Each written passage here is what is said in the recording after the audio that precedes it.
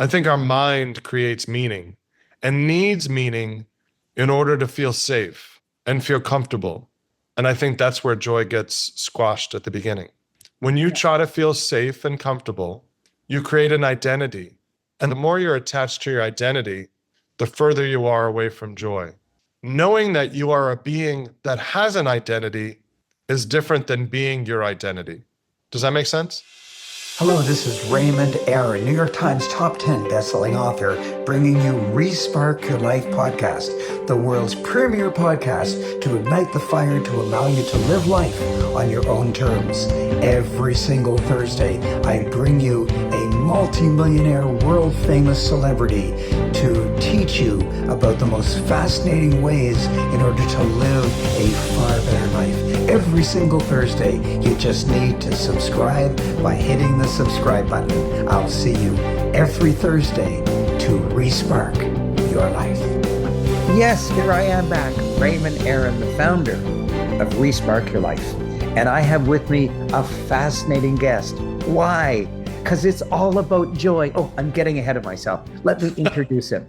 Larry Kesslin is a speaker, an author, and a purpose-driven coach, best known for his new book, The Joy Molecule.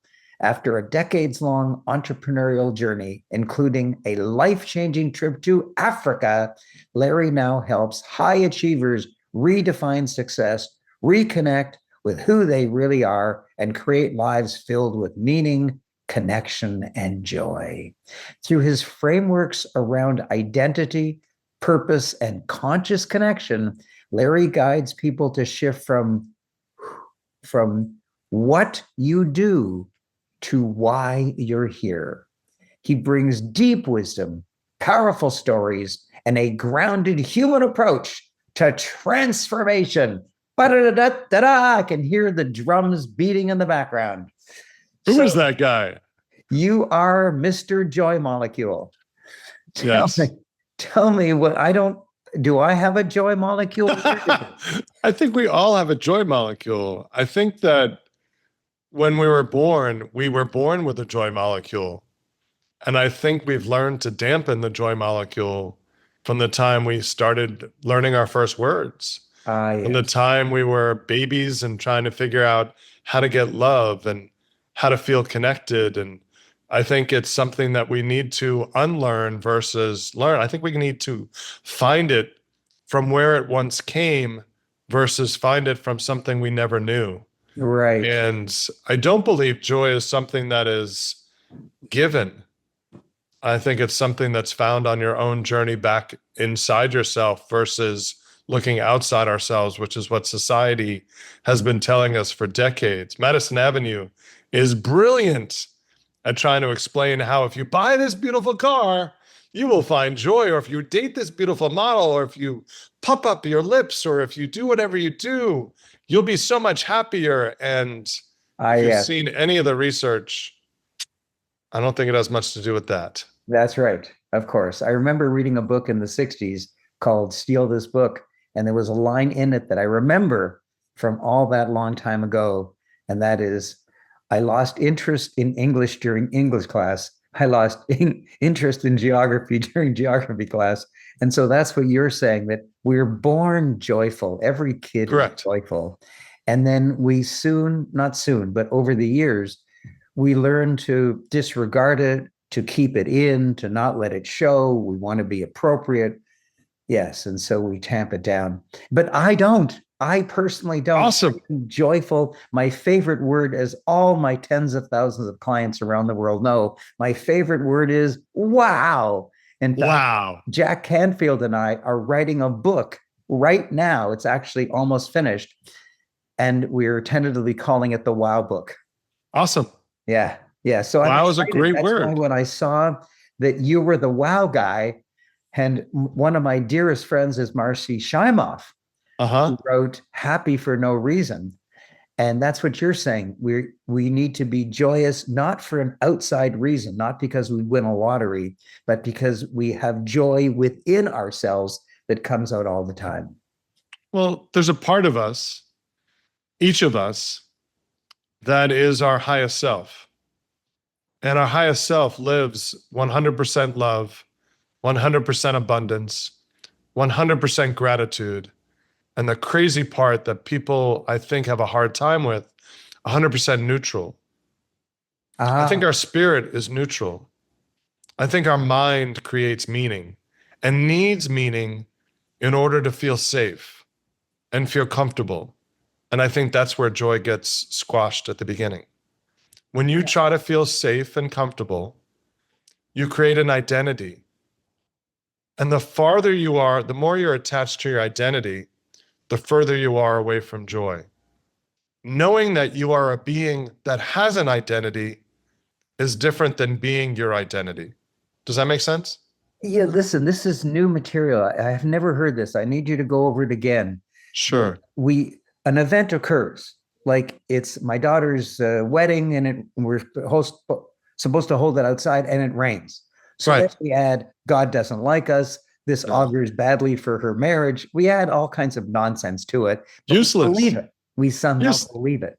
And you're saying the more meaning that we add, which people somehow naturally do, the Sure. farther we get away from our identity and the worse our life is. Is that what you said? I don't know if we get it. No, no, no, no. Let's take that back a half step. The more we're attached to our identity Yes. and the less we know who we truly are. Yes. And I think there's a being behind the identity that puts on the identity. So if you look at us as a being, so the way I'll describe it, there's a way that we can look at it. There's a couple of different ways. Let's start with I'm 007. My being is James Bond. Yes. And I was given this vehicle. It's called a human body. Yes. And that human body is magnificent. It pumps blood. Do you think about that? Do you think Sometimes. about pumping blood? Sometimes. Does it digests food, right? It does on its own. I don't think about that either. And when I'm in the gym, it just pushes weights that I really don't have to think about it, just do it. But the human body also gives us the opportunity to inspect our brain. And the question is, do we need to? Is inspecting our brain required for living, or do you think it's possible that our mind in its natural state, the subconscious, will do everything we need it to do? And why No. can't we just be present? No. No? I don't know. Was it Goethe or somebody said an unexamined mind, an unexamined life isn't worth living, or something like that? Of course, the whole human potential movement would decay if what you just said was true. Maybe that would be true, but I think we'd be a happier creature because the process of pulling it all back behind you and realizing that there's something underneath it all. So I have this vehicle. I am a human body. And that human body has the opportunity to process food, to pump blood, and it also has an opportunity to process information. Yeah. The challenge I think we face, identity is created by active inspection of the mind. Now, it's not a bad thing. You just said we shouldn't do it. No, I said that when we do it full time, when that is our identity, when we believe that's what we are, that's where the challenges start. When we believe we are our identity, I am a human being that has an identity. My identity is helpful for me. It's not a bad thing. But I'm not Larry. Larry is a label I was given as birth. Yes. I'm a being. I'm a Yes. spiritual being Yes. that has access to a mind, Yes. access to a body that produces feelings and emotions.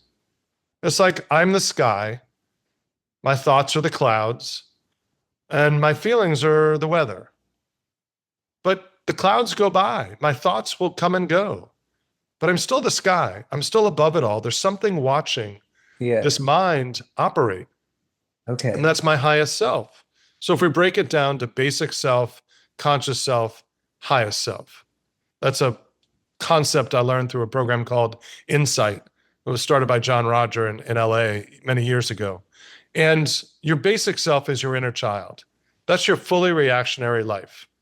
That's every subscar you have, every pain body, whether you're listening to Eckhart Tolle or Michael Singer, whatever, that your being is rubbed based on how you experience the world as a child, your inner child. Yes. But if you're only reacting, then you're living as basic self. Now, your conscious self is the one that's aware. It lives by the four agreements. It is conscious. It's taking information in and it's making active decisions based on whatever you've decided. But there's a third level, and that's your knowing. And your knowing just lives with joy. Your knowing lives with gratitude. Like we create gratitude lists, I believe, to convince our mind that we're grateful. But our being, that highest self, is just grateful, Raymond. It just has give me gratitude. something that my subscribers can use. How do we attain this gratitude full time? How do we rise up to this third level? Well, part of it is just being aware that it exists. I understand. Everything starts with simply noticing. Everything starts with awareness that there's a problem in the first place. And if you're happy with your life, there's nothing to do. I mean, Forrest Gump was brilliantly happy with his life. Yes. He knew nothing. I think the more intellectual you become, the harder it is to accept life as it's presented to you. Because all the input that we get, most of the input that we get is about consumption and accumulation. And if you look at all the studies about happiness and joy, none of them have anything to do with consumption and accumulation. Yes. If you look at the Harvard study now over 85 years, they can tell at 50 whether you'll be happy at 80 based on one criteria. Do you know what that criteria is? No. The quality of your relationships. That's it. Raymond, the first relationship we need to develop, the most important relationship we need to develop, is with ourselves. Yeah, I've heard that over and over again, but I don't know what it means. So there's a piece of you that is beyond your mind. There's a piece of you that's inside of you. There's a piece of me. And the only way I was able to find it was through some psilocybin journeys. Like I lived my whole life as an intellectual who thought I was spiritual. And I meet people all the time that think they're spiritual, but they have no access to spirit. Spiritual means that you know, and you can't even describe it. You just know. You know that you're part of something greater than yourself. That you can't even, it's non-descriptive. It's just a trust. It's a knowing. And when you know that, then you realize that you have access to thought. Where the average person that I meet in my life believes their thoughts are them, and they attach meaning to each thought. So most of the work that I do with clients, which is so enjoyable for me, is to help them realize that when they're not attached to an outcome, when they're just experiencing what's going on and watching the world unfold. So the question that I've asked a lot lately, is it happening to you or is it happening for you? You asked me in the pre-call why my company's named 5 Dots. Steve Jobs, in his commencement speech in 2005 at Stanford University, said you cannot connect the dots looking forward, you can only connect them looking backwards. Yes. And you have to trust in something, karma, your gut, wisdom, whatever, that the dots will somehow connect. So I was at a holiday party. I was in Denver a few times in December, and somebody asked me if I could get you something for the holidays, what could I get you as a gift to help your business? And I said, you can get me a really good breadcrumb detector. She's like, what are you talking about? I said, well, life is about following the breadcrumbs. Like the world unfolds in front of us every day. Right. And if you listen to Michael Singer, it's unfolding perfectly every day. It's just not meeting our expectations. So if we can drop expectation, then joy becomes a lot easier. And if we can learn to figure out which breadcrumbs to follow, then that makes life much more enjoyable as well.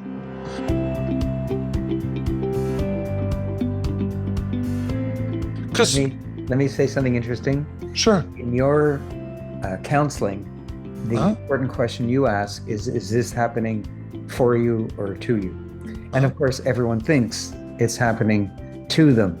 That dirty, drunk truck driver hit my car, that bad teacher, that bad policeman, they all come up with some story about how it's not their fault, it's somebody else's. And I ask a very similar question, but in slightly different words to my clients. I say, tell me why this is the best thing that could have ever happened to you. And at first they're horrified. It's his fault. Don't you understand? Great. And eventually, after they complain for 10 or 20 minutes, they eventually settle down. I say, okay, fine. So tell me now, why is it the best thing? And they'll quietly say, well, I would have never realized I had such resilience if it weren't for that. And so they come up with some reason, even if they have to force themselves to do it. But it's much better to be at cause than to be a victim. And they eventually realize that. My book is a collection of 8 stories, and it's people that I've met. I went to Africa in 2012. I went there to bring computers to rural villages. I thought I was doing good, and I was there to change the world. Yes. I was a successful entrepreneur. My business was thriving. I was making a lot of money. I'm living in San Diego, California. I drive the right car. I'm doing all the right things. I travel whenever I want to. I go wherever I want to. I've been to 42 countries. I've been to just about every state in the United States. I've got all this stuff that I've accumulated. Yes. And I get to Africa and I meet this young man who's 24 years old. His name is Armstrong. He's the first story in the book. And Armstrong, I was introduced to, is that there's this kid here. He wants to become a pilot and he's got no money. But he's living at a puddle jumper airport in Nairobi called Wilson Airport, which is where all the planes go for the safaris. And he needs $1,000 to take a pilot's test. Well, it turns out that week, Turkish Airlines had lost our bags for 6 days. And they gave me $1,200 for my inconvenience, which nobody ever gets money for losing their bags. But Turkish Airlines gave me money. I spent about $200. I literally had $1,000 left over. And somebody asked if they knew anybody that could donate $1,000 to this kid who wanted to become a pilot. Now think about it. I just got $1,000 from an airline. Yes. Not some random person, but an airline. And now I meet a kid named Armstrong. I mean, you're an American. You know who Neil Armstrong is. It's like Armstrong needs money to go become, who wouldn't do that? Come on. Right. That's my life. Yeah. So I give $1,000 to Armstrong after convincing my now ex-wife that it was a good idea. And it's 13 years later, and Armstrong's now living in the United States. He's like my 3rd child. And then I met another young man, Trinity, a year and a half ago. This is now my 4th. These are things that happen for us. Yes. They show us. And I could tell you, Trinity, the other young man that I met in 2024 at a conference down in Mexico, if you meet these people, I went there expecting to solve their world problem. Yes. And what I found were they were happier than anybody I know. So what am I doing? I'm coming. And then I get back, and 7 weeks later, I go to this conference in Mexico called Opportunity Collaboration, which I went to in 2012, 2013, 2014, took a decade off and went in 2024. And on that journey, I learned so much about social impact because that's what I was focused on. I want to go change the world. And the first 3 questions that were asked of me 7 weeks after I got back from Africa was, what is poverty? Who gets to define it? And why are we trying to fix it? Uh-huh. I'm like, holy, like, what am I doing? What is poverty? And I realized that the people I met were not poor. Uh-huh. They were impoverished. Yes. They didn't have stuff. But man, they were so much richer than we are. So who gets to define it? Really good question. And then why are we trying to fix it? Because if we make them look more like us, we'll feel better. Yes, it's for us. Yeah. And then that day, when I figured all that stuff out, about a year later, I took a trip around the world with my family in 2015. I realized that all my work was to be focused in San Diego. I live here. I have more problems in my backyard than there are that I can touch and affect in Uganda and Kenya, which is where I went to fix things. Yes. Then a year later, I went to Nicaragua. I'm like, I'm going to go fix the world. And there's so many problems in my own backyard. And that one conference taught me that if I want to impact change, I'm better off impacting in my backyard with people that look like me than going around the world trying to make myself feel better. That's not what it's about. Yes, but for some people, that change is what they're about. Like going to Africa, for some people, it feels like home. For me, it was an experience. It was a lesson. It was learning. It never didn't feel like home for me. It was something that I needed to bring to my home. Larry, I loved when you said that you wanted to help Armstrong, and there was all these coincidences and ironies. It was a beautiful story, but he actually dramatically improved your life, No became question. your third child. And interestingly, that happened to me just Wow. today. And I'd like to tell you that story. Sure. I had an extra copy of Robert Kiyosaki's Cash Flow Quadrant game. And so I decided to sell it on Facebook Marketplace. And to be safe, instead of meeting him at my home, I met him at a local Starbucks. Fine. So I drive there, I'm waiting for him, and he shows up, and I realize, oh, dear God, I left the game at home. Am I crazy? And so I said to him, you know what? Follow me to my home. It's only 15 minutes. And in exchange for your inconvenience, I will give you the game as a gift. So I thought that was the end of it. He comes to my home and he says, that's a beautiful home you have. And you drive a beautiful car. What do you do? I said, I teach you how to double your income doing what you love. He said, that's why I'm buying the cash flow game. I want to get rich. I want to understand wealth. He said, what's your job? I said, I'm a professional speaker. He says, I want to be your client. And so it came from my giving him a gift of a game, which was like under $100. And he might be a client of mine forever. And who knows how much money he'll invest in me. But regardless of the money, it's the joy that I'll get from saying, that guy out of the hundreds in my class, I remember that guy. He's the guy that wanted to get rich and I helped him. There's a lot of people that have ideas and have thoughts, but don't take action. So everybody asks me, where do you start? You start by simply noticing, and then you start taking action.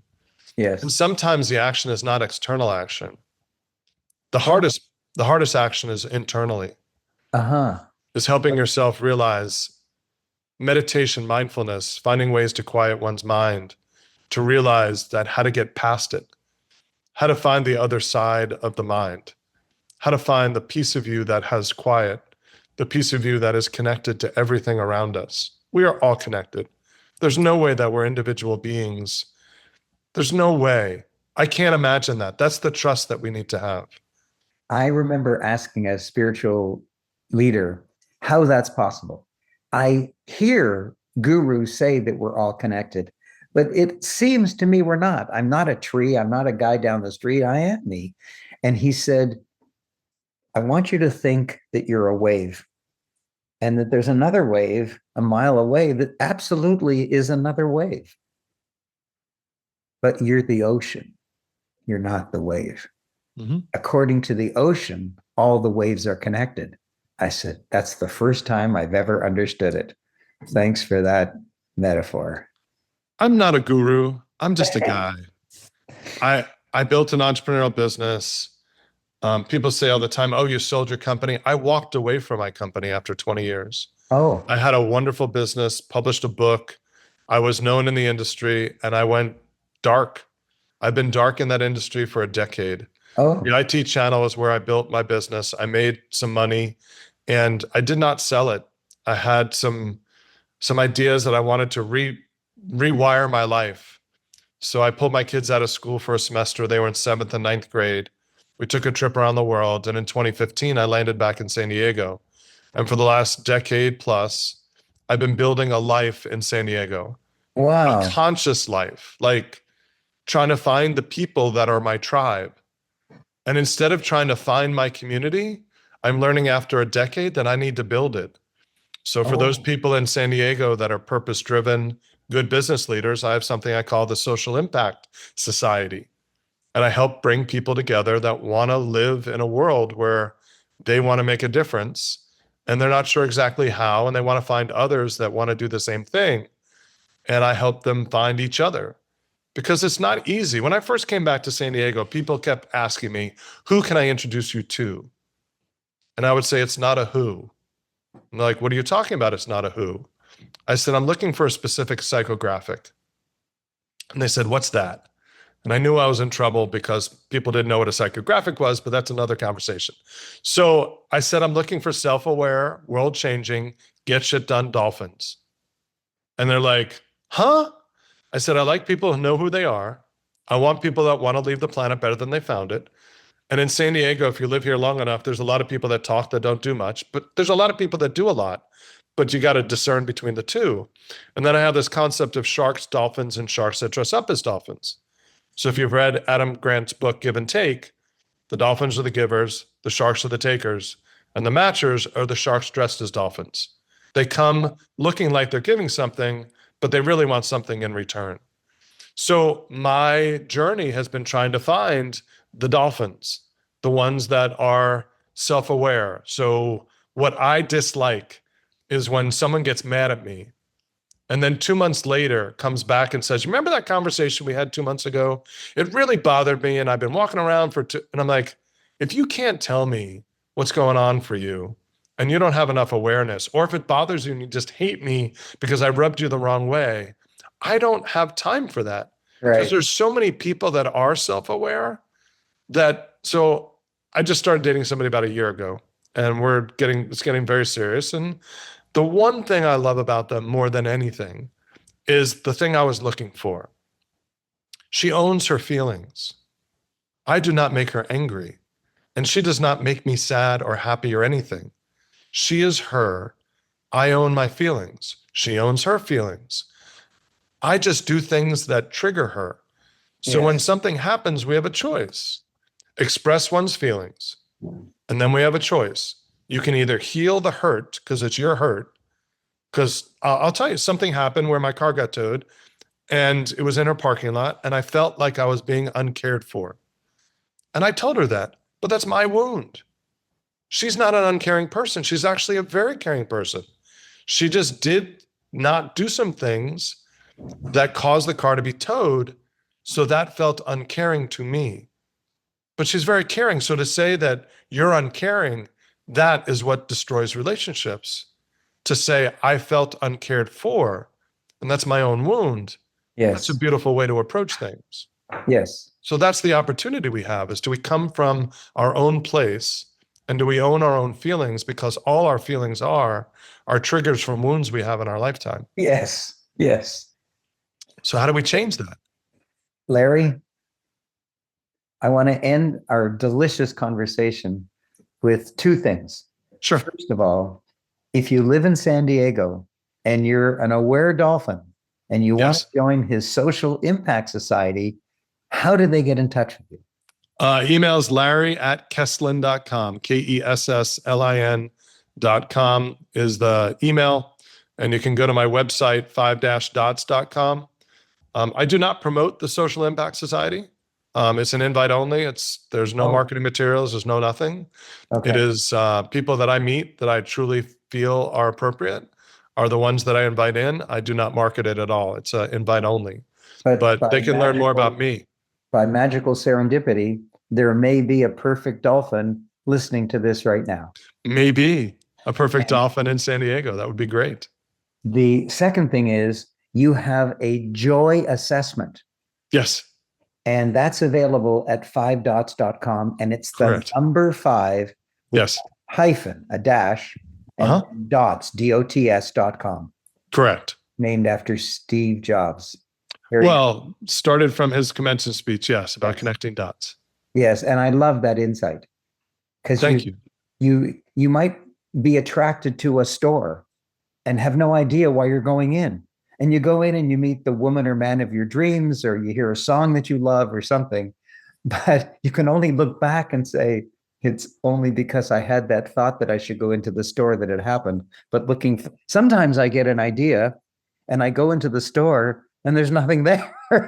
So, you understand. Okay. So sometimes it feels like a nut, sometimes don't. So even though he's not asking for invitations, if you happen to be an appropriate dolphin and you happen to live in San Diego and you happen to want to join his social impact society, you can email him at larry@kesslin, KESSLIN.com. And if you want to take his joy assessment for free, go to 5-dots.com. Larry, you say you're not a guru, but you damn well are one. I love you. You're amazing. My name is Raymond Aaron, New York Times top 10 bestselling author, and I endorse Larry Kesslin. Thank you very much, Raymond. Wow, I sure hope you enjoyed that fascinating episode. Please make sure you've subscribed, and please tell your friends, if you like it, that they will probably like it as well. For your information, this experience, this service, this podcast has been sponsored by the Orbit Coaching Program. All of my friends, all my world-famous speaker friends, all have coaching programs. Mine has been independently rated as the #1 high-level coaching program.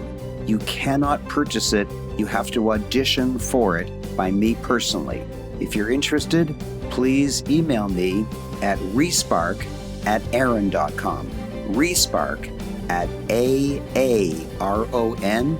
Say that you're interested in being considered for the Orbit Coaching Program and include your cell phone number so that I personally will call you back.